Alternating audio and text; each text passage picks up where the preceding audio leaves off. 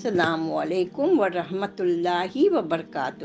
آج میں آپ کو منت اور نظر و نیاز کے بارے میں ایک حدیث سناتی ہوں۔ اسلام میں منت اور نظر و نیاز کے بارے میں کیا احکامات ہے، کیونکہ ایسا ہوتا ہے کہ جب ہمیں کوئی ایسی مشکل آ جاتی ہے تو ہم کہتے ہیں اگر ہماری یہ مشکل حل ہو گئی تو پھر ہم فلاں کام کریں گے۔ تو اس کے بارے میں ہمارے نبی صلی اللہ علیہ وسلم نے کیا فرمایا تھا، آئیے ہم دیکھتے ہیں۔ صحیح مسلم کی حدیث ہے 1640A۔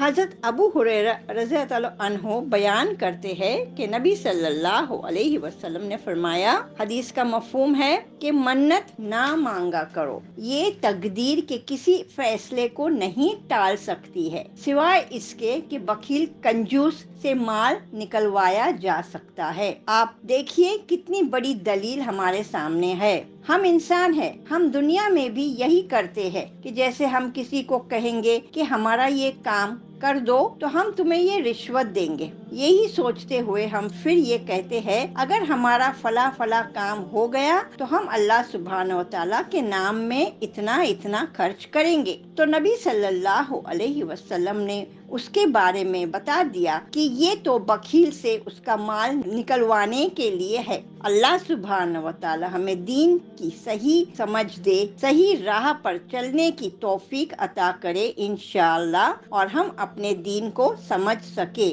آمین ثم آمین۔ جزاک اللہ خیر۔